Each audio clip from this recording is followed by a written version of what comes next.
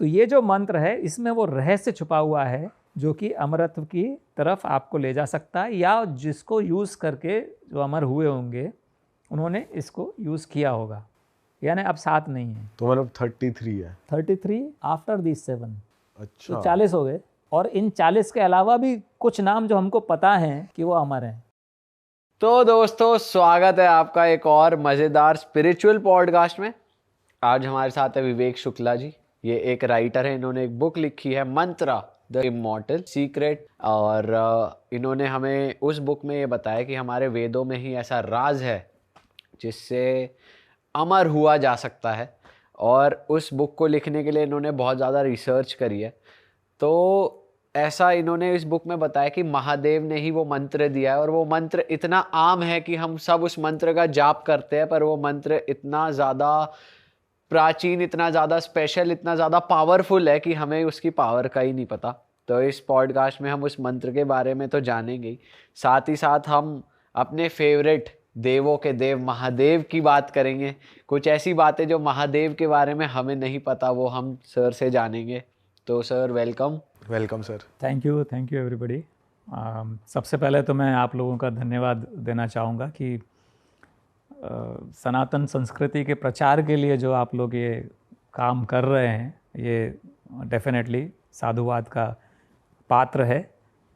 क्योंकि ये संस्कृति, इसमें कोई शक नहीं है कि सबसे प्राचीन संस्कृति, सबसे महान संस्कृति है। मगर बीच में मध्ययुगीन काल में ये संस्कृति काफ़ी, इससे जुड़ी हुई जो चीज़ें हैं या जुड़ी हुई जो विशेषताएं हैं वो काफ़ी हद तक लुप्त हो गई। और उसके पीछे भी कुछ लॉजिक है। मेन लॉजिक जो रहा इसके लुप्त होने का, वो रहा जो हमारे देश पर डिफरेंट इन्वेजन्स हुए आउटसाइडर्स के। स्टार्टिंग फ्रॉम, अगर आप चलें तो ईसा से 5वीं-6वीं शताब्दी पूर्व पर्शियन इन्वेजन से शुरुआत होती है। फिर अलेक्जेंडर आया, which is more popularly known कि अलेक्जेंडर ने इन्वेड किया। हालांकि उसका ज़्यादा फ़र्क नहीं पड़ा क्योंकि वो फ्रंटियर से ही वापस जाना पड़ा उसे। उसके बाद में फिर जो इन्वेजन हुआ वो हुणों का हुआ। हुण आए थे समुद्रगुप्त के टाइम पे, जो कि ईसा के 3री-4थी शताब्दी बाद के थे। But Samudragupta he was a great king, गुप्त वंश का, तो उन्होंने उनको पराजित करके तो संस्कृति पे ज़्यादा असर नहीं पड़ा। लेकिन उसके बाद जो डिक्लाइन शुरू हुआ, ख़ास तौर से जो फर्स्ट इस्लामिक इन्वेजन हुआ 7वीं-8वीं शताब्दी में मोहम्मद बिन कासिम का। उसके बाद फिर मंगोल आए, तुर्क आए, चंगेज़ खान, तैमूरलंग, देन मोहम्मद गौरी, मोहम्मद गज़नी। उसके बाद में फिर मुग़ल, उसके बाद फिर नादिर शाह, अहमद शाह अब्दाली, अंग्रेज़, वो हम सभी जानते हैं इस इतिहास के बारे में। तो ये जो मध्ययुगीन काल में जो हमारी जो पुरातन जो परंपरा थी विद्या अध्ययन करने की और शोध करने की, हर चीज़ पर शास्त्रार्थ करने की, वो पीछे चली गई, गौण हो गई वो। क्योंकि इन इन्वेजन्स के कारण में जनमानस, जो जनता थी, उनके लिए मेन इशू हो गया अपनी जान बचाना। तो विद्या अध्ययन या शास्त्रार्थ या दूसरे जो संस्कृति से रिलेटेड जो चीज़ें थी वो पीछे छूट गई। उस समय तो बस ये था कि जान है तो जहान है, किसी तरीके से ज़िंदा रहे तो आगे सब कुछ हो जाएगा। लेकिन इतने लंबे गैप के बाद अभी जो मैं देख रहा हूँ, पर्टिकुलरली आप जैसे चैनल और भी बहुत से लोग कर रहे हैं इस चीज़ पर काम, तो this is a kind of revival of Hindu संस्कृति। और बहुत जल्दी मुझे पूरा विश्वास है कि ये जो छोटे छोटे आप लोग, जो हम लोग इतने बड़े तो नहीं हैं कि सारा श्रेय खुद ही ले सकें, गिलहरी प्रयास कह सकते हैं, सभी लोग मिल कर जो छोटा मोटा काम कर रहे हैं वो इतने मास लेवल पे कर रहे हैं कि डेफिनेटली बहुत जल्दी हम वापस अपनी संस्कृति को उसी स्थान पर देखेंगे जो वो चंद्रगुप्त विक्रमादित्य के टाइम पे या राजा भोज के टाइम पे या दूसरे जो महान शासक हुए हैं उनके टाइम पे रही है। तो एक बार मैं फिर आप लोगों का साधुवाद करूंगा। एक अति उत्तम कार्य कर रहे हैं आप लोग, इसको काइंडली कंटिन्यू रखिए और बाकी जनमानस को भी अपनी संस्कृति से रूबरू कराते रहिए, परिचित कराते रहिए। बिल्कुल सर। तो बिना किसी देरी के शुरुआत करते हैं सर, महादेव के बारे में कुछ बताइए जो आम लोगों को नॉर्मल तौर पे पता हो पर गलत पता हो, या पता ही ना हो कुछ ऐसी बातें, अगर आप हमें बता सकते हैं। बिल्कुल। महादेव का आप भी इस बात को तो मानेंगे कि बिल्कुल डिफरेंट यूनिक कैरेक्टर है, एक अद्भुत व्यक्तित्व है जो कि और किसी देवता में आपको नहीं मिलेगा। बिल्कुल भोले भाले सीधे साधे भोलेनाथ कहलाते हैं। कोई उनकी किसी से डिमांड नहीं, कोई रिक्वायरमेंट नहीं, कोई एक्सपेक्टेशन नहीं। एक मृग चर्म पहनकर पहाड़ पे कैलाश पे भी रह लेते हैं, गली मोहल्ले में भी रह लेते हैं और शमशान में भी रह लेते हैं। उनका यानी कोई भी ऐसा उनका कोई कंपल्शन नहीं है कि मेरी पूजा अगर करनी है तो मैं प्रसन्न तभी होऊंगा जब आप 56 भोग चढ़ाओगे या कुछ विशिष्ट आरती करोगे या विशिष्ट कुछ करोगे। बेलपत्र चढ़ा दीजिए, प्रसन्न है। वो भी नहीं है तो केवल जल चढ़ा दीजिए, प्रसन्न है। और भोले तो इतने हैं कि भस्मासुर को वरदान दे दिया और फिर खुद बचते हुए भागे। पता होगा ना आपको, भस्मासुर को वरदान देके और खुद के अस्तित्व पे संकट आ गया, इतने भोले हैं। तो एक अद्भुत व्यक्तित्व है उनका। और आज की तारीख में भी अगर आप देखेंगे तो जनमानस जो है वो तुरंत से उनकी तरफ आकर्षित होता है, उनके प्रति भक्ति इमीडिएटली प्रकट होती है, क्योंकि लोग उनके व्यक्तित्व से बहुत जल्दी रिलेट कर पाते हैं। वो मनुष्यत्व के ज़्यादा नज़दीक नज़र आते हैं देवत्व से। सर कई लोग ऐसा भी कहते हैं कि ही वॉज द फर्स्ट योगी, वो पहले योगी रहे हैं, आदि योगी, हाँ, कहा तो जाता है। वैसे क्या है सच आपके हिसाब से? क्या कई लोग कहते हैं शिव बस एक एलिमेंट है, शिव एक तत्व है। कई लोग कहते हैं हम ही शिव हैं, शिव हम सब में, हम ही शिव हैं। तो और कई लोग कहते हैं शिव आज भी कैलाश पे तपस्या कर रहे हैं। तो सच है क्या शिव के बारे में? एक अच्छी चीज़ आपने याद दिलाई। जो शिव के प्रति शिव के साथ खासियत है बाकी देवताओं से अलग जो उन्हें बनाती है, कि किसी और देवता का पृथ्वी पे निवास स्थान पता है क्या आपको? किसी का नहीं है। विष्णु क्षीर सागर में रहते हैं, वो कहाँ है किसी को नहीं मालूम। ब्रह्मा ब्रह्मलोक में रहते हैं, कहाँ है नहीं मालूम। देवता स्वर्ग में रहते हैं, कहाँ है नहीं मालूम। असुर पाताल में रहते हैं, कहाँ है नहीं मालूम। शिव कहाँ रहते हैं? कैलाश पे, सबको मालूम है। तो ये जो प्रॉक्सिमिटी है उनकी, वो उनको एक अद्भुत बनाती है, अद्भुत व्यक्तित्व प्रदान करती है। और इस कारण से बहुत जल्दी लोग उनके साथ रिलेट कर पा, अरे यार ये तो अपने जैसे ही हैं। और शिव के बारे में, या बेसिकली ये हमारी सनातन संस्कृति की एक खासियत है कि हम हर चीज़ को, हर इंसिडेंस को, हर घटना को, हर व्यक्तित्व को कई तरह से हम उस पर बात कर सकते हैं, डिफरेंट लेवल्स पे बात कर सकते हैं। स्थूल स्तर पे हम बात करते हैं जब शिव की, तो शिव हमको एक मनुष्य के जैसे दिखते हैं, जो हमने खासियत अभी डिस्क्राइब की उनके हिसाब से भी। और इसमें ही हम और आगे कर चलेंगे तो मैं इस पे वापस आता हूँ। तो स्थूल स्तर पे तो ऐसा होता है, और जो सूक्ष्म स्तर पे जब हम शिव की बात करते हैं, तो जो आपने कहा बिल्कुल सही कहा, और लोग भी बिल्कुल सही कहते हैं कि हमारे अंदर शिव, हमारी संस्कृति में कंकर कंकर में शंकर कहा जाता है, and it is absolutely true. सूक्ष्म रूप में शिव जो हैं वो सृष्टि का आधार हैं। अब आप इसमें एक थोड़ा सा कॉन्ट्रडिक्शन आता है कि लोग कहते हैं कि शिव तो सृष्टि के संहारक हैं, हाँ, डिस्ट्रॉयर हैं। इस पे भी हम चर्चा करेंगे, ठीक है ना। जस्ट रिमाइंड भी कि ऐसा क्यों है, और शिव जो है वो, मैं ऐसा क्यों कह रहा हूँ कि वो आधार हैं, ठीक है। बट अभी हम वापस स्थूल रूप में आते हैं उनके, जो हम बात कर रहे थे। कंकर कंकर में शंकर हैं, और जब वो मनुष्य के जब नज़दीक दिखते हैं, तो मैं जब मैंने किताब लिखना शुरू किया था तो मेरे दिमाग में एकदम से ये आया कि अगर शिव देवता नहीं होते तो क्या होते हैं। इमेजिन कीजिए, अगर देवता नहीं होते तो क्या होते। तो एकदम से समझ में आया कि वो एक किसान होते। क्यों? क्योंकि उनसे जुड़ी हुई जितनी भी चीज़ें हैं सब खेती किसानी से जुड़ी हुई चीज़ें हैं। वो कैसे सर? वो ऐसे कि सबसे पहले हम लेते हैं सावन का महीना। शिव को क्यों समर्पित है, किसी और को क्यों नहीं? क्योंकि सावन के महीने में मानसून आता है, और मानसून की अहमियत किसान से ज़्यादा कौन जानता है। ख़ास तौर से हम बात कर रहे हैं सतयुग की, त्रेता की, जब कोई बोरिंग वेल्स नहीं होते थे, you know. Monsoon used to be the main irrigation source, नदियों के अलावा। जब मानसून नहीं है तब नदियाँ, तब नदियों पे आ जाते हैं। नदियों की अहमियत किसान से ज़्यादा कौन जानता है। जब मानसून नहीं है बाकी 8 महीने इरिगेशन कैसे होगा? नदियों से होता था। तो शिव क्या करते हैं? गंगा को कहाँ रखते हैं? सिर पे, जटाओं में रखते हैं। इतनी इज्जत जो जैसे हम कहते हैं कि वो उन्होंने नदियों का इम्पोर्टेंस समझाया है, गंगा को जटाओं में रख के। आभूषण क्या है उनके? नाग। अभी नाग जो हैं ये किसानों के सबसे बड़े मित्र हैं, क्योंकि चूहों से फसलों की रक्षा करते हैं। ठीक है, उसके बाद आप आ जाइए बैल। बैल। बैल जो उनका वाहन है, कौन रखता है? किसान रखते हैं। तो इसके अलावा अभी आप आ जाइए कि 3 जो सबसे बड़े शूल जो हैं किसी भी किसान के लिए या खेती किसानी के लिए, जो शूल यानी क्या हुआ? कष्ट। त्रिशूल हैं, त्रिशूल यानी 3 शूल यानी 3 कष्ट। सबसे बड़े कष्ट क्या हैं किसानों के लिए या उस जमाने में जो हुआ करते थे? अतिवृष्टि यानी बाढ़, अल्पवृष्टि यानी सूखा कि मानसून नहीं है, अकाल पड़ गया, और तीसरा जो कीड़े मकोड़े, इंसेक्ट्स, टिड्डी दल। ये 3 सबसे बड़े शत्रु हैं, सबसे ज़्यादा जो किसानों को परेशान करते हैं।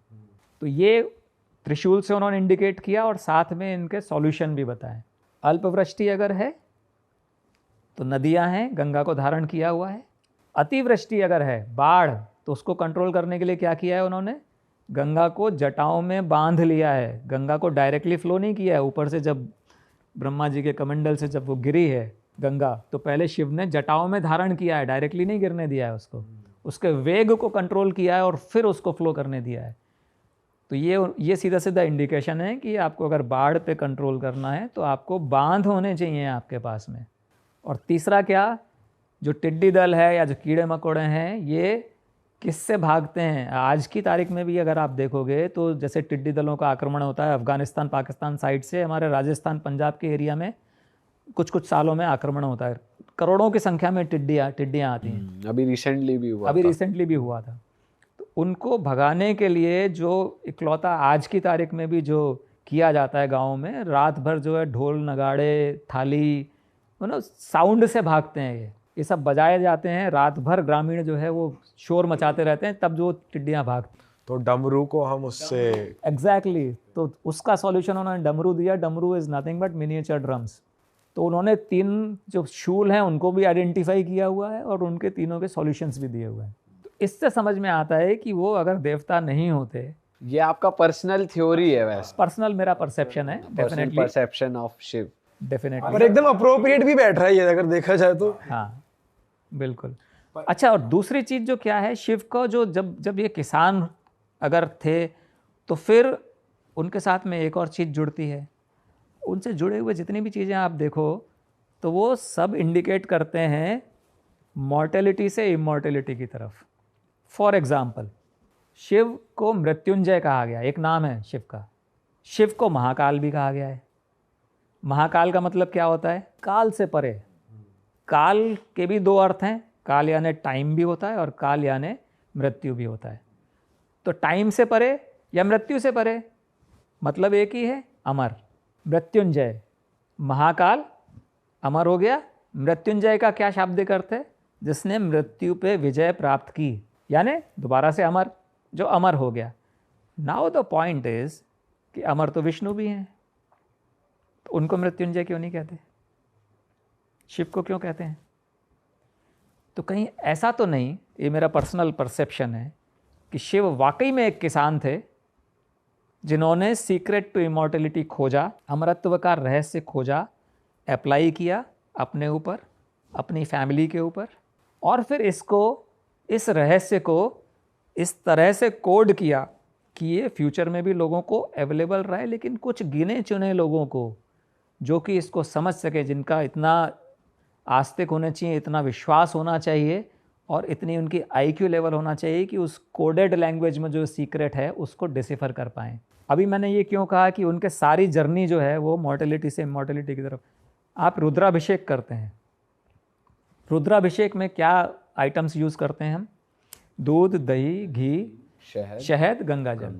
अब इन पे हम थोड़ा सा बात कर लेते हैं कि ये क्या है। उससे पहले हम ये समझते हैं कि इसका सीक्वेंस क्या है। दूध आप लेते हो, कच्चा दूध आप लेते हो, रखते हो, 4 घंटे में 6 घंटे में ख़राब हो जाता है, फट जाता है, ठीक है, अभी सर्दियाँ हैं तो शायद 1 आध घंटा एक्स्ट्रा हो जाए, बट गर्मियों में तो 4-6 घंटे से ज़्यादा नहीं चलता। जब आप उसको प्रोसेस करते हो, प्रोसेस इन द सेंस जब आप उसका दही जमा लेते हो तो वो 1 दिन चल जाता है, 2 दिन चल जाता है।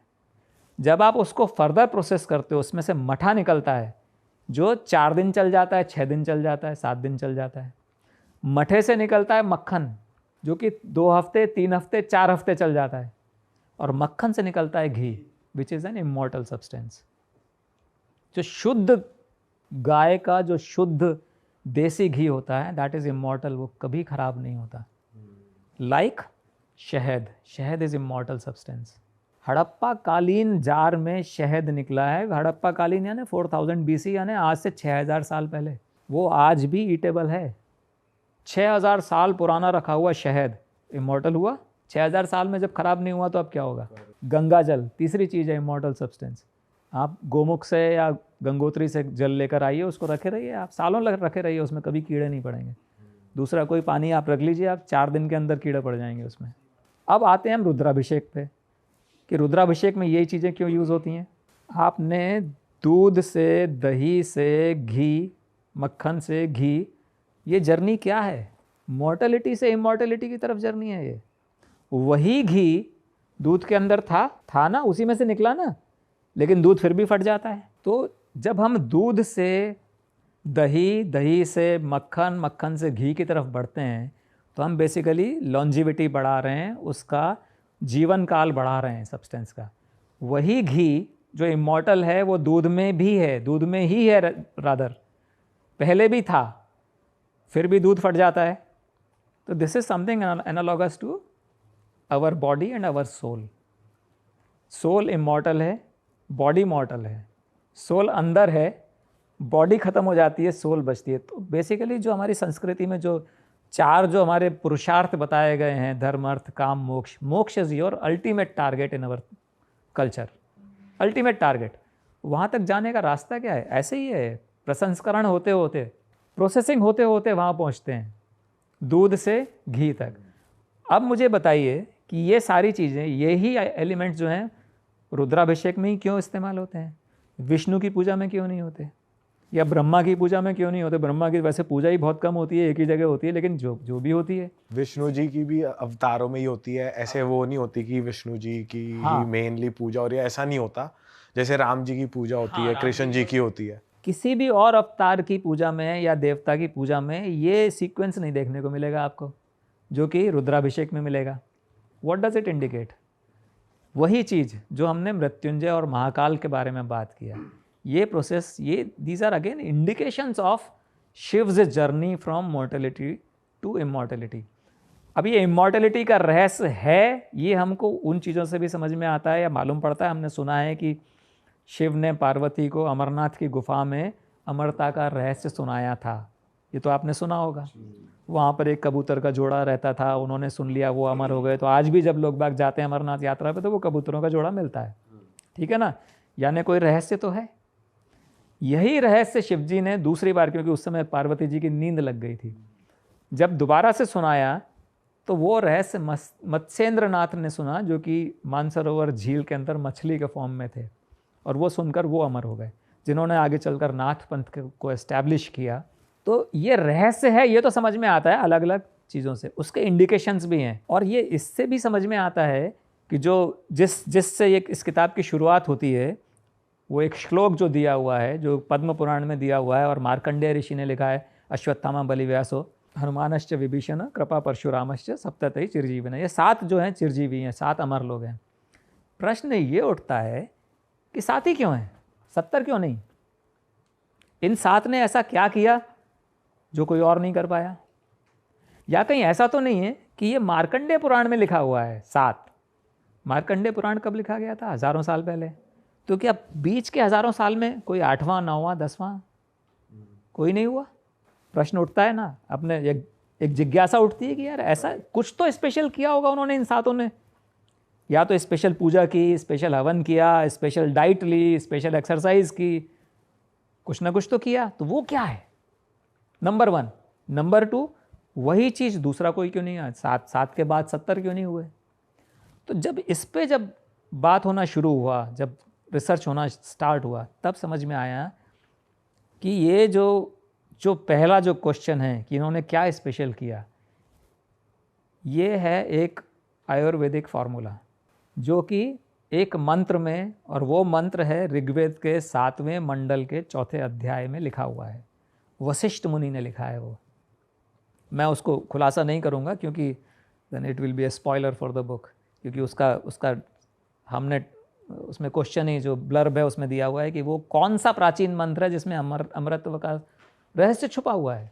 बट आप सर कर सकते हैं खुलासा वो प्लीज हमारी जनता को अब यहाँ से ऐसे मत भेजो कि वो डिसअपॉइंट हो जाए, आप कर दो खुलासा। मैं केवल वो आपकी किताब भी ले लेंगे, मैं पढ़ेंगे भी जरूर, बट हम चाहते हैं हमारे पॉडकास्ट के जरिए भी थोड़ा सा आप करें। अच्छा, मैं ये इंडिकेशन जरूर देता हूँ कि मंत्र जो शब्द है उसके कई अर्थ हैं। संस्कृत भाषा में एक ही शब्द के कई अर्थ होते हैं।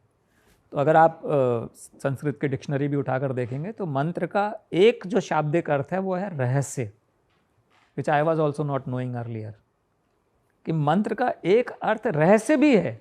ठीक है, तो ये जो मंत्र है इसमें वो रहस्य छुपा हुआ है जो कि अमरत्व की तरफ आपको ले जा सकता है, या जिसको यूज़ करके जो अमर हुए होंगे उन्होंने इसको यूज़ किया होगा। उसके बाद जो दूसरा जो आंसर प्रश्न उठता है कि ऐसा क्या हुआ कि 7 के बाद में 8वां 10वां 7 क्यों, 70 क्यों नहीं, 700 क्यों नहीं? भाई जो सीक्रेट से 7 बने उससे 70 भी बन सकते हैं, 700 भी बन सकते हैं। तो फिर जब जो ख़ास तौर से मैं जिक्र करूँगा जो नाथ पंथ की जो किताबें हैं, जो गोरखनाथ ने लिखी हैं जैसे, या जिसकी पर्टिकुलरली मैं यहाँ बात कर रहा हूँ, स्वात्मा राम ने लिखी है हठ योग प्रदीपिका। उसमें उन्होंने 33 अमर लोगों के नाम दिए हैं, यानी अब 7 नहीं है, तो मतलब 33 है। 33 आफ्टर दिस 7, अच्छा, तो 40 हो गए। और इन 40 के अलावा भी कुछ नाम जो हमको पता हैं कि वो अमर हैं। फॉर एग्जाम्पल मत्स्येंद्रनाथ, गोरखनाथ, महाअवतार बाबा जी महाराज, ये एवरीबडी नोज। महाअवतार बाबा जी महाराज तो अभी योगी कथामृत या ऑटोबायोग्राफी ऑफ योगी, वो बेस्ट सेलर पता नहीं कितने सालों से चल रही है, परमहंस योगानंद परमहंस जी की लिखी हुई। सब जानते हैं कि वो अमर हैं। न सिर्फ जानते हैं, कुछ लोग मिले हुए भी हैं, जिनमें से एक मेरे गुरु हैं जो कि महाअवतार बाबा जी महाराज से एक बार नहीं 2 बार मिले हैं। उनसे उन्होंने जो एडवांस्ड लेवल ऑफ योगा है वो महाअवतार बाबा जी महाराज ने पर्सनली उनके जहाँ रहते हैं वहाँ आकर उनको सिखाए।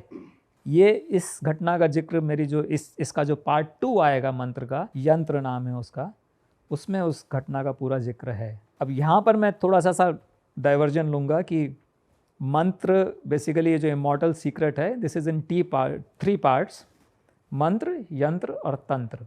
क्या है ये? मंत्र तो हो गया सीक्रेट, मंत्र is basically the recipe. For example अगर आप पुलाव बनाना चाहते हैं या बिरयानी बनाना चाहते हैं तो आपके पास में कुछ सामग्री होनी चाहिए। क्या क्या होना चाहिए वो आपको पता है कि सब चावल होना चाहिए और पानी होना चाहिए, नमक है, गरम मसाला है, वगैरह वगैरह। The recipe should be there in front of you. ये रेसिपी क्या है? ये है मंत्र। अब इसके अलावा खाली ये सामान सामने रखा रहने से बिरयानी नहीं बनेगी। कुछ आपको टूल्स चाहिए, प्रेशर कुकर चाहिए या गैस का स्टोव चाहिए या कुछ और ओवन चाहिए, समथिंग, कुछ यंत्र चाहिए आपको। यंत्र क्या है? टूल्स। लेकिन यंत्र भी रखे हुए हैं सामने, टूल्स भी हैं और रेसिपी भी रखी हुई है, सामग्री भी रखी हुई है, फिर भी बिरयानी नहीं बनेगी। क्यों? क्योंकि एक और चीज़ है जो आपको चाहिए, विच इज़ द टेक्निक। कब क्या डालना है, कितनी देर रखना है, कितनी सीटी देनी है कुकर में अगर है, कितनी देर ठंडा करना है, कैसे सर्व करना है, that is the technique which is तंत्र बेसिकली। तो जब ये तीनों चीज़ें मिल जाती हैं तब जो बिरयानी बनेगी वो आपको खाने में मज़ा आएगा।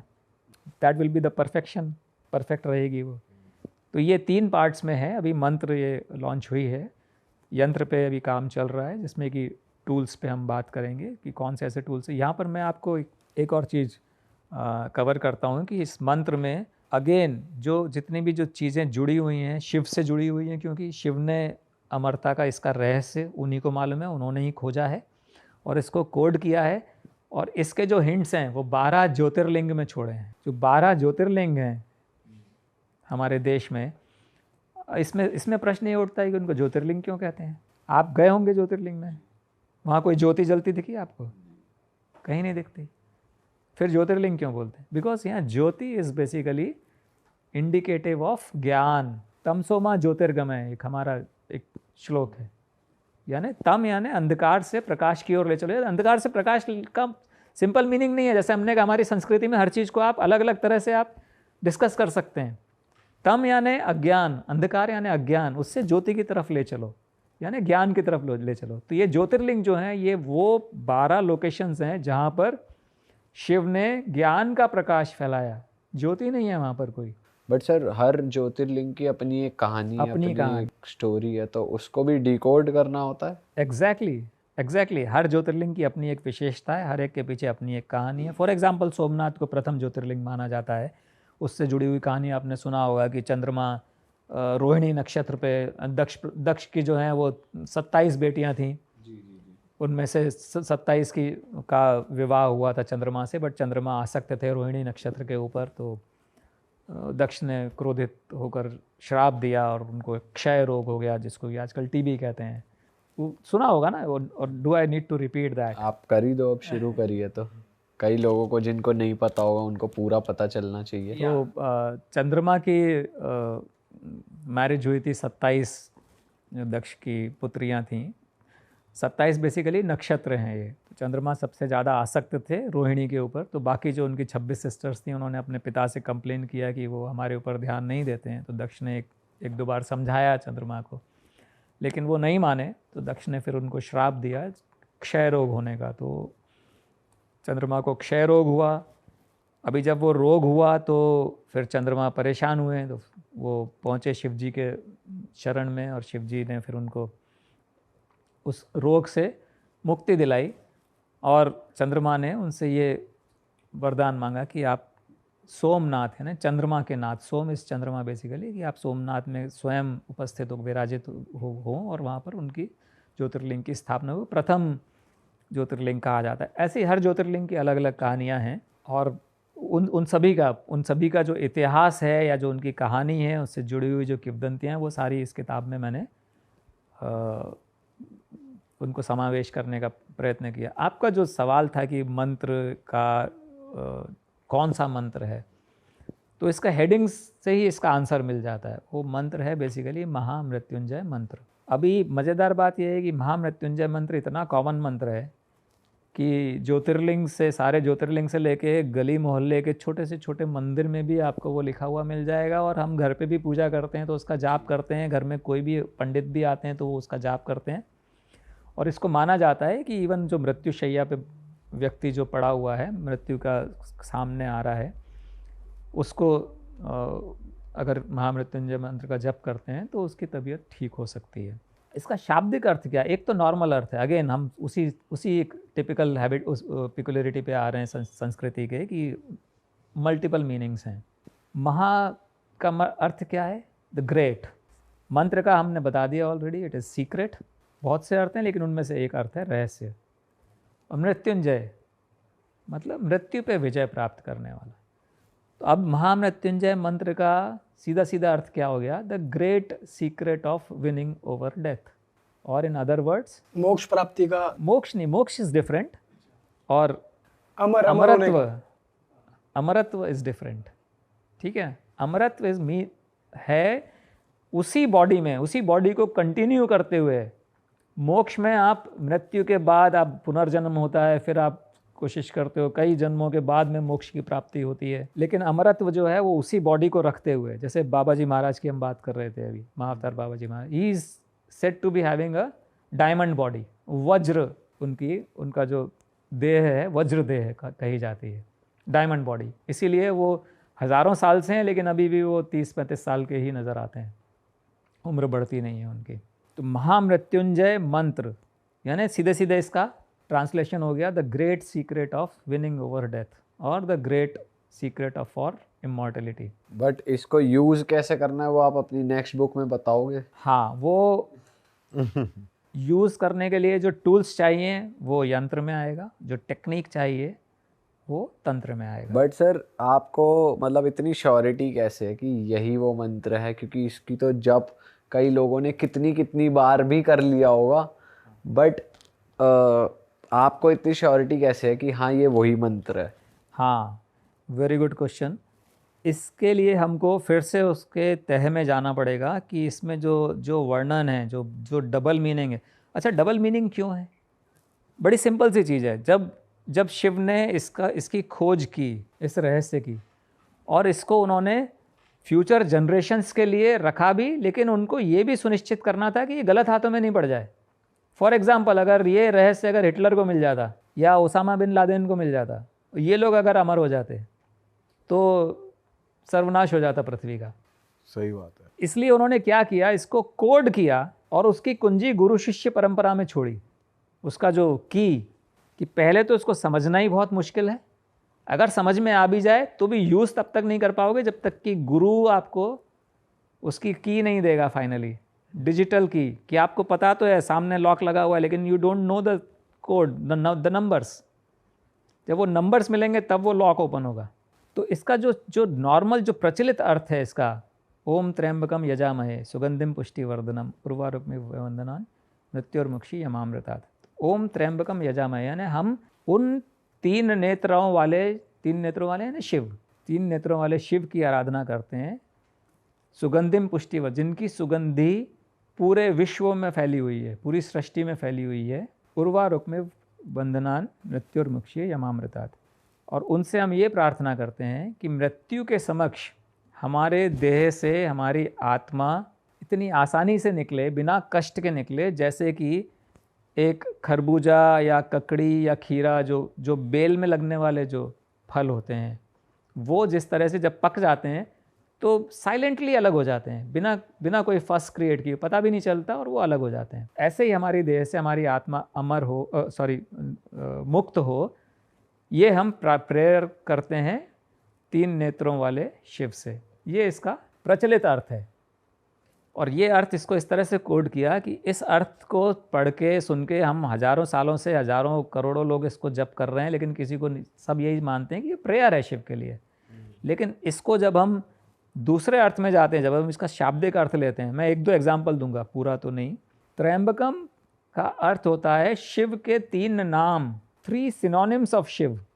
अब अगर आप संस्कृत लैंग्वेज में देखेंगे तो शिव के जो 3 सिनोनिम्स हैं उनमें है एक शिलाजीत, दूसरा है पारा, तीसरा है धतूरा।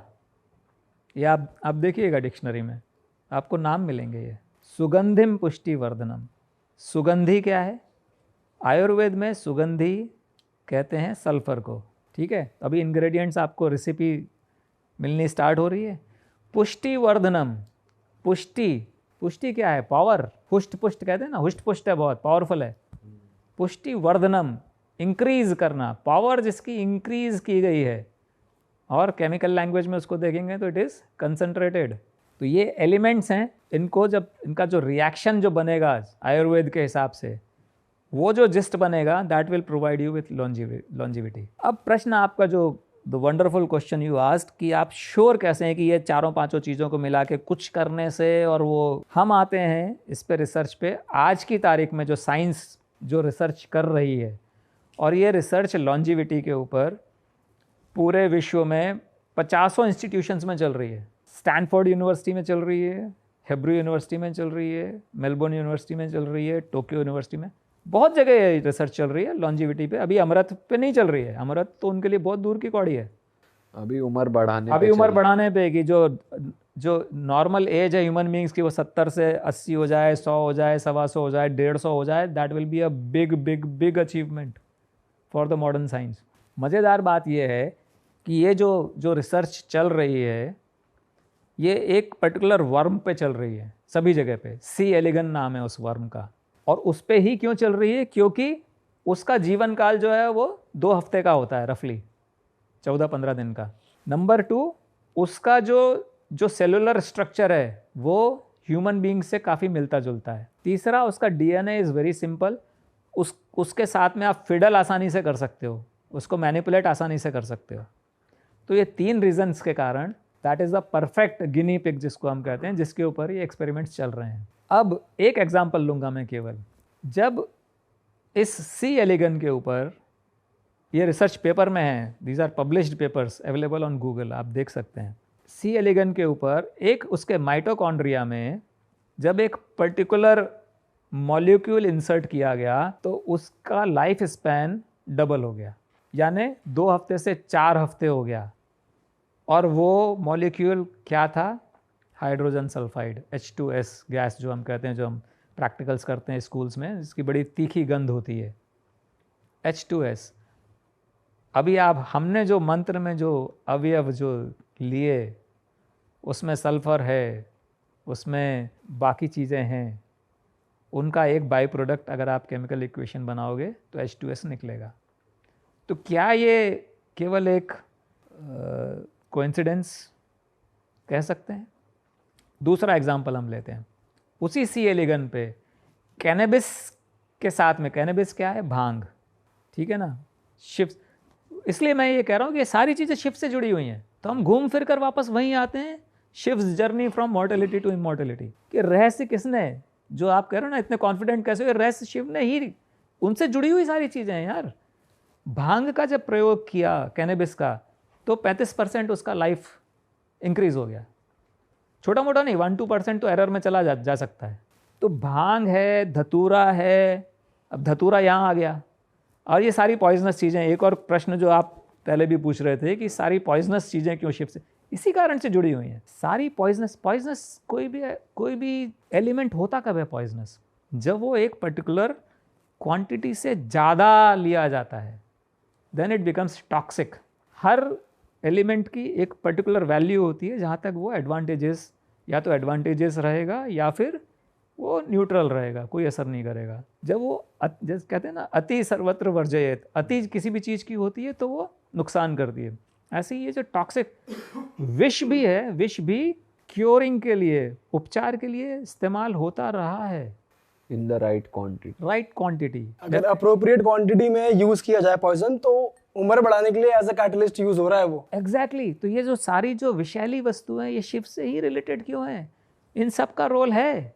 बट सर शिव जी तो क्वांटिटी देखते ही नहीं थे, वो तो पूरा हलाहल ग्रहण कर लिया था उन्होंने, या उन पे जितना ही धतूरा चढ़ा दो, जितनी भांग, उन्हें तो बहुत। अभी ये भी एक इंडिकेशन है कि शिव ने ही क्यों हलाहल पिया। विष है ना, और फिर भी नहीं मरे, अमर हुए। तो ये भी एक इंडिकेशन है कि विष के थ्रू ही, विषैली वस्तुओं के थ्रू ही प्रॉपर उनका प्रोसेसिंग करके प्रॉपर क्वांटिटी में, दैट में लीड टू द सीक्रेट। उसका रीजन ये भी था, उन्होंने यहीं रोक लिया। हाँ, गले में रोक लिया था, इसीलिए नीलकंठ कहलाए, गला नीला पड़ गया उनका। जी। लोग उन्हीं के आड़ में करते हैं। फिर बात ये भी आती है, वो महादेव थे या महादेव बन गए। इसका एक और रीज़न भी है कि ऋग्वेद में कहीं शिव का उल्लेख नहीं है, that is also surprising. Vishnu हैं, ब्रह्मा हैं, रुद्र हैं, शिव नहीं है। शिव आते हैं यजुर्वेद में। तो ये भी एक पॉसिबिलिटी बनती है कि वो वाकई में एक किसान थे, कि उन्होंने एक्सप्लोर करते करते जब ये उनको सीक्रेट मिल गया, and after a few thousand, कुछ 100 ईयर्स या 1000 ईयर्स, जब लोगों ने देखा कि अरे यार इन पे तो कोई असर ही नहीं होता, ये तो एजिंग ही नहीं हो रही इनकी, then they started considering him as God. But sir आपने ये नहीं सोचा कि अगर वो किसान ही थे तो उनका कद तो ह्यूमनली बॉडी से काफी बड़ा है?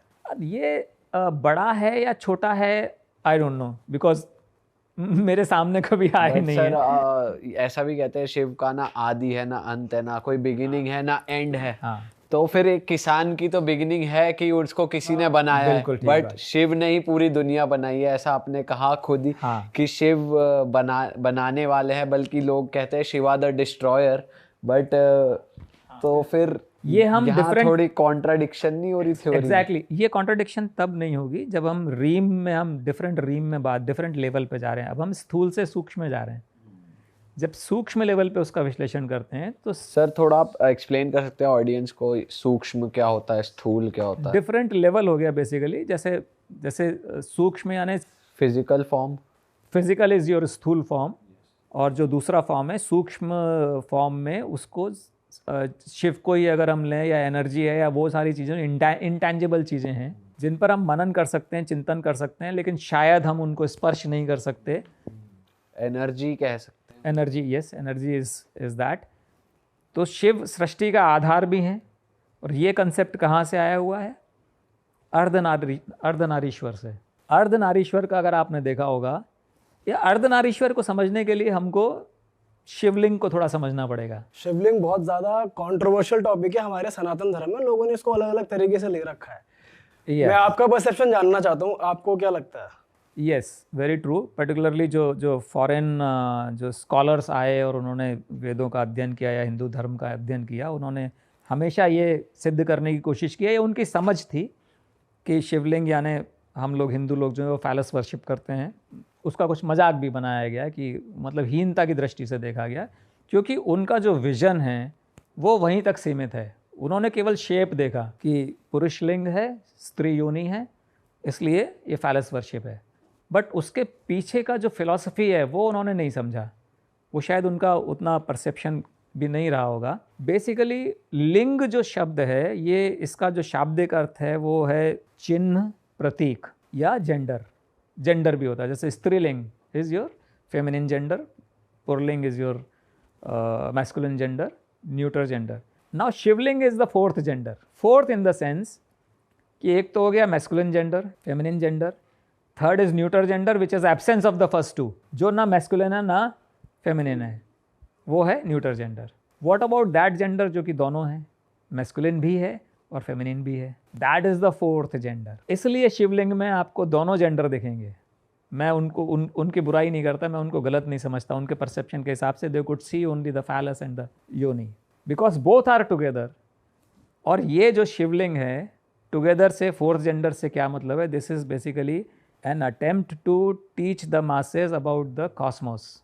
सृष्टि के बारे में समझाने के लिए एक बड़ा सिंपल सा तरीका, अगर जनता को, जैसे कि हमने पहले बात किया कि जिस समय ज्ञानार्जन जो पीछे चला गया, जान बचाना मेन उद्देश्य हो गया, उस समय अगर आपको किसी को फिलोसॉफिकल डिस्कशंस करते, कोई अगर कोशिश भी करता है कि सृष्टि कैसे बनी और इसमें एनर्जी है और मास है और मैटर है और स्पेस के फॉर्म में विष्णु हैं और टाइम के फॉर्म में काल जैसे कहते हैं वो शिव हैं, तो लोगों को समझ में भी नहीं आता और इंटरेस्ट भी नहीं होता। इसलिए इन सबको स्टोरीज़ के फॉर्म में कन्वर्ट किया गया, शिवलिंग के फॉर्म में प्रतीक बताया गया कि इसको अगर आप समझेंगे तो इस सृष्टि का अर्धनारीश्वर का 3 डायमेंशनल अर्धनारीश्वर का अगर आप फोटो देखेंगे कि आधा फेस पुरुष का, आधा फेस स्त्री का, वो एक फ़ोटो है, एक पर्टिकुलर इंस्टेंट पे लिया हुआ, वो 2 डायमेंशनल रिप्रेजेंटेशन ऑफ कॉस्मोस है। उसी का 3 डायमेंशनल रिप्रेजेंटेशन इज़ शिवलिंग। इसको अगर आप जोड़ने की कोशिश करेंगे, समझने की कोशिश करेंगे, तो सिंपल सी बात यह है कि अर्धनारीश्वर में जो आधा जो पार्ट जो पुरुष का है वो शिव हैं और आधी शक्ति हैं, ठीक है ना। Shiv is what? मैटर और पदार्थ, जो हम अभी बात कर रहे थे, स्थूल, जिसको हम देख सकते हैं, समझ सकते हैं, फील कर सकते हैं। द शक्ति पार्ट इज़ एनर्जी। इन दोनों का जो बैलेंस है that creates the universe and it is a dynamic gender. The main thing is it is a dynamic gender. It is not, जो फोटो लिया गया है वो एक इंस्टेंट पे लिया गया है जिस समय आधे शिव हैं आधी शक्ति हैं, लेकिन कंटिन्यूसली जो यूनिवर्स में जो हो रहा है, जो कॉस्मोस में हो रहा है, वो है conversion of Shakti to Shiv and Shiv to Shakti. इस चीज़ को आप भी और बाकी साइंटिस्ट भी तुरंत एग्री करेंगे, क्योंकि आइंस्टाइन कह गए हैं E=mc², कि energy and mass are interchangeable, convertible with a constant of c². c is what? Velocity of light in vacuum. यानी energy can be converted into mass, mass can be converted into energy. यही तो हो रहा है अर्धनारीश्वर में। mass is Shiv, energy is शक्ति, and entire universe में आप देखेंगे तो कहीं पर ग्रहों का जन्म हो रहा है, where energy is being converted into mass. वहीं उसी समय किसी और जगह one star is dying, mass is getting converted into energy. So this is a cycle which is continuously happening, mass to energy, matter to energy and energy to matter. So this जो हम आधा पुरुष आधा स्त्री का photo देख रहे हैं वो डायनेमिक है। वो कभी सृष्टि की शुरुआत में it was entirely energy, entirely सृष्टि की शुरुआत वहाँ से हुई, entirely energy, केवल शक्ति। उस समय का अगर आप अर्धनारीश्वर का अगर फोटो देखोगे तो सिर्फ शक्ति दिखेंगी, उसमें शिव नहीं दिखेंगे। Slowly and slowly when energy started getting converted into mass, matter, Shiv का जो अंश है, जो प्रोपोर्शन है, वो बढ़ना शुरू हुआ और ऐसे ही इस सृष्टि की शुरुआत हुई, ऐसे ही अंत होगा। Ultimately everything will disintegrate, entire matter will disintegrate into energy which will be called as pralay. केवल एनर्जी रह जाएगी। This will be a cycle. पर सर कहते तो हैं कि बिग बैंग की वजह से सब शुरुआत हुई है। हाँ, बिग बैंग वेस्टर्न साइंटिस्ट तो ऐसे ही बोलते हैं, जो कि हमारे संस्कृति से मेल नहीं खाता है, क्योंकि बिग बैंग का कंसेप्ट अपने आप में थोड़ा सा कंट्रोवर्शियल है। बिग बैंग इस चीज़ पर आधारित है कि at some point of time सारा का सारा matter was concentrated into one point. जैसे नीडल की सुई का जो नोक है उसके अंदर एक विस्फोट हुआ और पूरा का पूरा सृष्टि बन गई।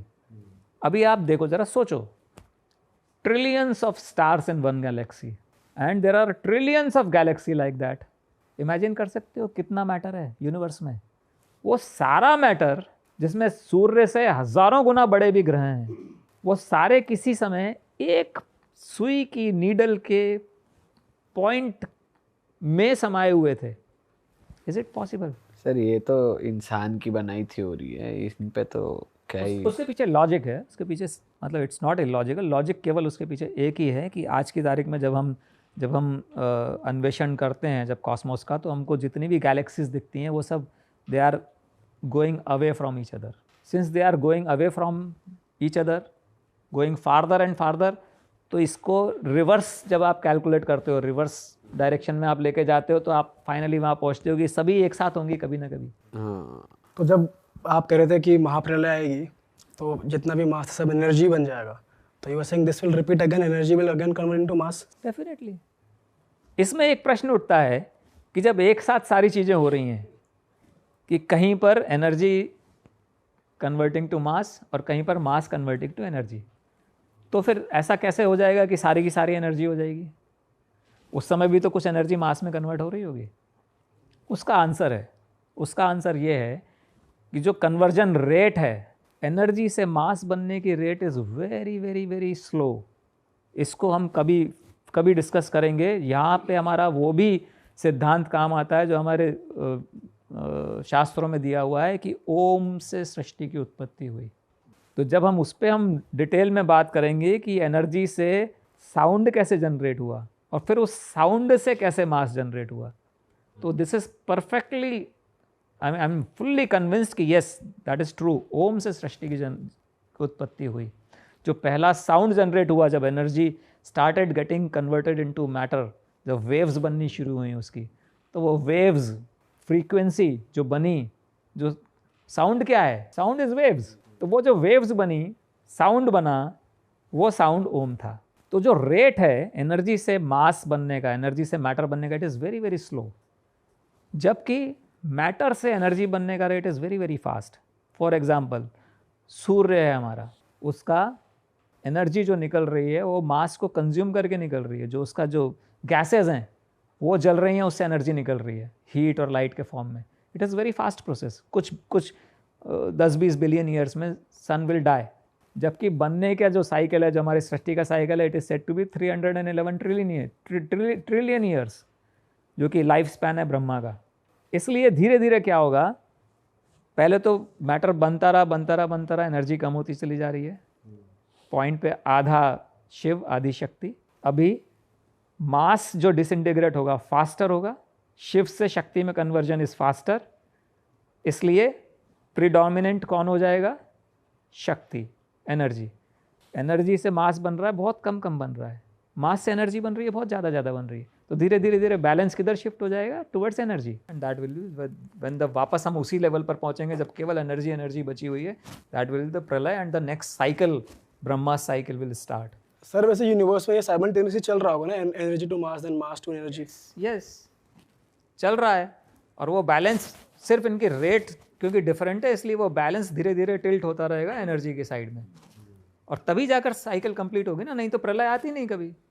अगर मास खत्म नहीं होगा तो प्रलय नहीं होगी। सर शिव जी के तांडव की थोड़ी बात करते हैं। हाँ, शिव ये बहुत रुद्र भी हैं, तीसरी आंख भी खोल लेते हैं और तांडव करते हैं, तो उस साइड के बारे में कुछ बताइए। हाँ, ये I think we have come back to the same thing कि जो अद्भुत व्यक्तित्व है शिव का, जो कि अलग है दूसरे देवताओं से, कि शिव नृत्य भी करते हैं, और नृत्य भी इतना शानदार करते हैं कि नटराज कहलाते हैं। और जब तांडव करते हैं तो उससे इतनी एनर्जी निकलती है कि पूरी सृष्टि खतरे में पड़ जाती है। जो सबसे प्रचलित जो तांडव जो जो कहा जाता है, जो सुनने में आता है, वो तब उन्होंने जब किया जब सती ने सेल्फ इमोलेशन किया दक्ष प्रजापति के यज्ञ में शिव जी को नहीं बुलाया गया, तो सती फेल्ट सो बैड कि मेरे पति का अपमान हुआ है कि वो यज्ञशाला में कूद कर उन्होंने आत्मदाह कर लिया। तो वो उस समय उनके जो शरीर को लेकर जो शिव क्रोधित हुए हैं और उन्होंने जो तांडव करना स्टार्ट किया है, तो पूरी सृष्टि खतरे में पड़ गई। उसके बाद में फिर दैट एवरीबडी नोज़ कि विष्णु जी ने सुदर्शन चक्र का इस्तेमाल करके उनके शव को बॉडी को 51 पार्ट्स में डिवाइड कर दिया, और वो 51 पार्ट्स जहाँ जहाँ गिरे वहाँ पर शक्तिपीठ की स्थापना हो गई। तो 51 शक्तिपीठ अपने संस्कृति में होते हैं। बट ये जो कहानी है कि यज्ञ में नहीं बुलाने का से जो अपमान हुआ शिव का और उस कारण से Sati, this is actually not the entire story. ये स्टोरी का लास्ट पार्ट है केवल। इसके पहले जो हुआ था, जो things started building up much earlier, जो कि finally culminated into the self immolation of Sati. Sir एक बार इस स्टोरी की सोर्स भी आप बता दीजिए कि कहाँ आपने पढ़ी, सो दैट ऑडियंस को भी अगर पढ़नी हो, वेरीफाई करनी हो तो। करेक्ट। ये जो प्रसंग है ये मानस में दिया हुआ है, रामचरितमानस में तुलसीदास जी ने इस प्रसंग का उल्लेख किया है। और इसमें मानस एक्चुअली हैं तो बहुत सारी रामायण हैं, कई रामायण हैं। वाल्मीकि रामायण है, कंब रामायण है, राधेश्याम रामायण है, एक आधुनिक रामायण है, वो भी बड़ी इंटरेस्टिंग है राधेश्याम, उस पर कभी चर्चा करेंगे। तुलसी की मानस है। इन सब का बैकग्राउंड म्यूज़िक जिसे कहते हैं या फ्लेवर जिसे कहते हैं, वो सबका डिफरेंट है थोड़ा थोड़ा।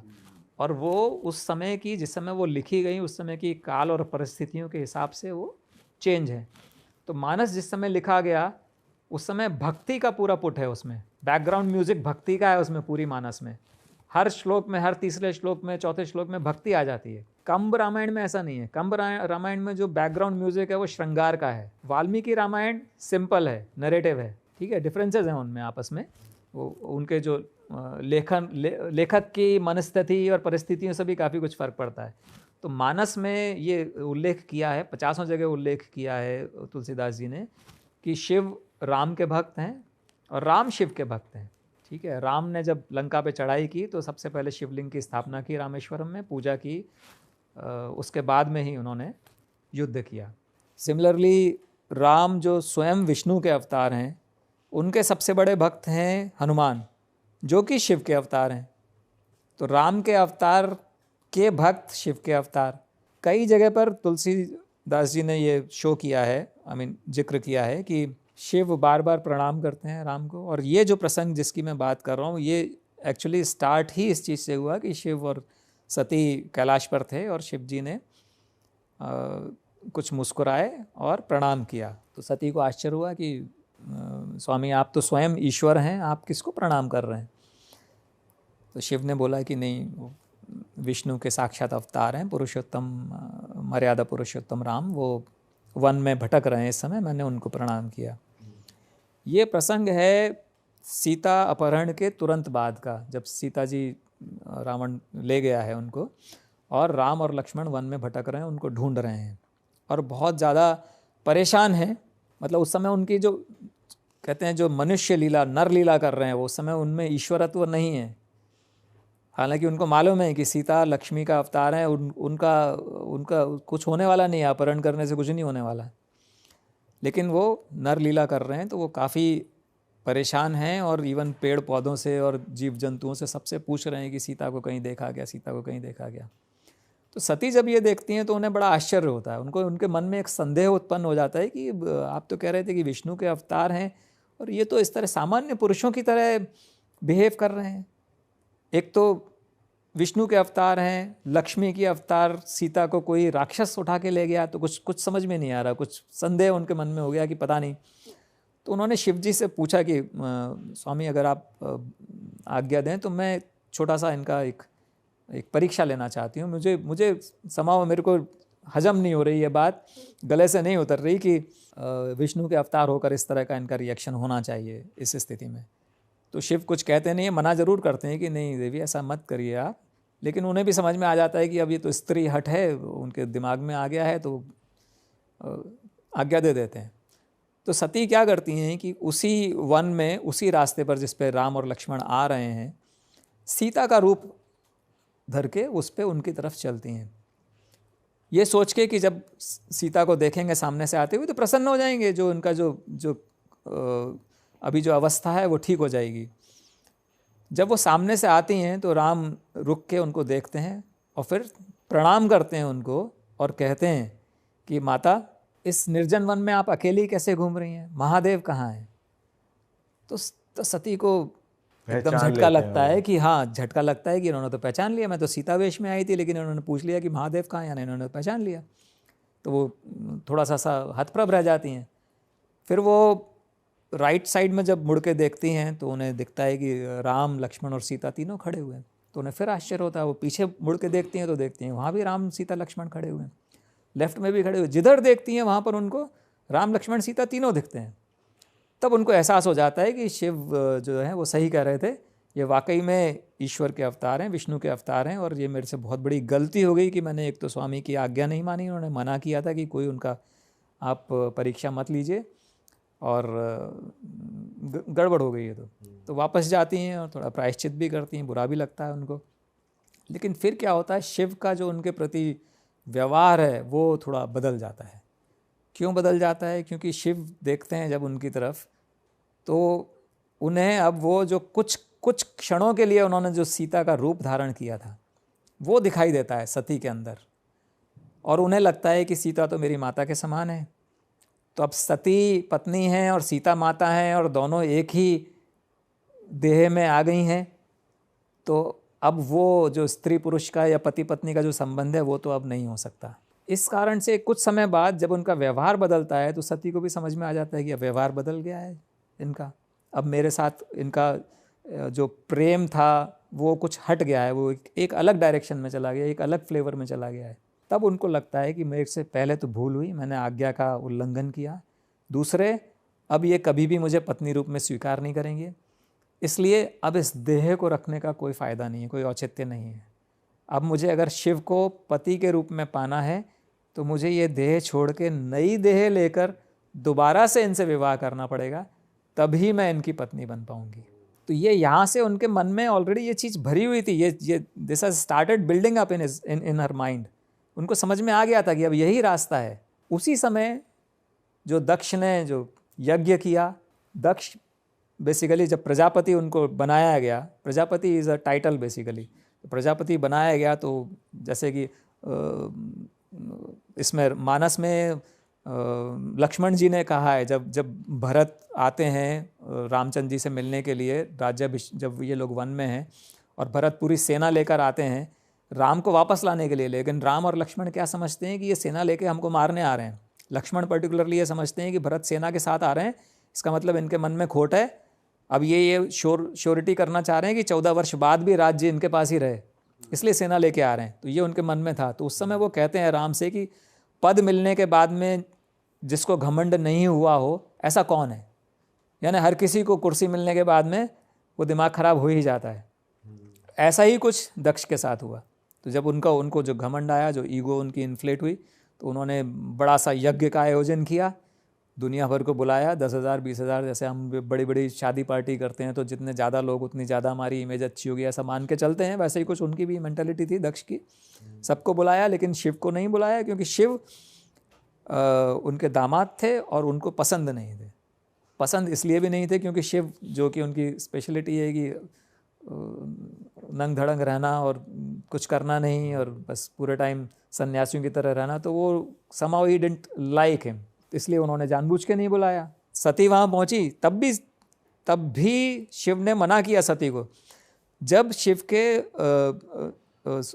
दक्ष के यज्ञ में भाग लेने के लिए सारे देवता जा रहे थे अपने अपने विमानों से, कैलाश के ऊपर से निकल रहे थे, तब सती ने उनसे पूछा था कि प्रभु ये सारे देवता लोग कहाँ जा रहे हैं?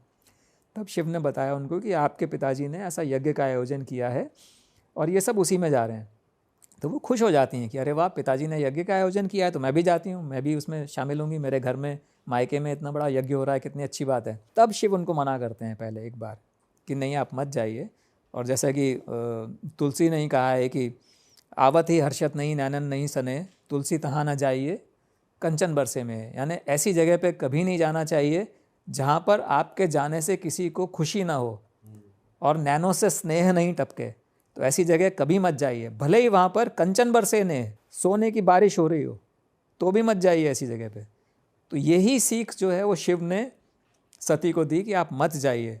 हालांकि पिता के घर, मित्र के घर, स्वामी के घर और गुरु के घर, ये घर ऐसे हैं जहाँ पर बिना बुलाए भी जाना चाहिए, लेकिन वहाँ जाने पर आपका वेलकम नहीं होगा। इसलिए मेरी ये मंशा है कि आप ना जाएं। लेकिन सती नहीं मानी, गई वहाँ पर। फिर वो जो भी वहाँ हुआ उनको अपमान का समझ में आया, तो उन्होंने, तो वो प्रेशर ऑलरेडी बिल्डअप हो गया था और that was the last nail in the coffin. वहाँ पर आकर उनका धैर्य जवाब दे गया और उन्होंने आत्मदाह कर लिया। So that is a basic story behind it. और फिर हुआ शिव का तांडव। फिर तांडव हुआ शिव का। ये साइड पता नहीं थी सर हमें कि पहले ये बिल्डअप जो आपने बताया, हमें तो यही पता था एंडिंग का कि यज्ञ में नहीं बुलाया, यज्ञ में नहीं बुलाया था। बट काफी दैट अच्छा वाज द लगा final scene actually. Beautiful sir, मज़ा आ गया आपसे बात करके और आई एम श्योर ऑडियंस को भी इतना ज़्यादा मज़ा आया होगा। बट समय की पाबंदी रहती है दोस्तों हमें पॉडकास्ट में, क्योंकि बहुत सारे आप जैसे ही लोग हैं जो देख लेते हैं ड्यूरेशन और फिर सोचते हैं मैं रात को पॉडकास्ट देखूंगा, मैं बाद में देखूंगा, और वो बाद कभी आता ही नहीं। तो ड्यूरेशन हमें थोड़ी सी शॉर्ट रखनी पड़ती है। हालांकि अब हमारे पॉडकास्ट की भी ड्यूरेशन बढ़ती जा रही है क्योंकि बातें इतनी इंटरेस्टिंग होती जा रही हैं।